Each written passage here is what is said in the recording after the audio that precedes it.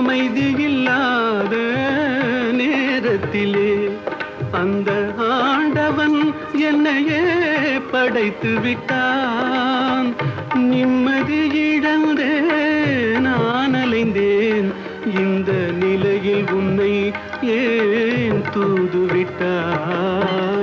நிலவே என்னிடம் நெருங்காதே, நீ நினைக்கும் இடத்தில் நான் இல்லை.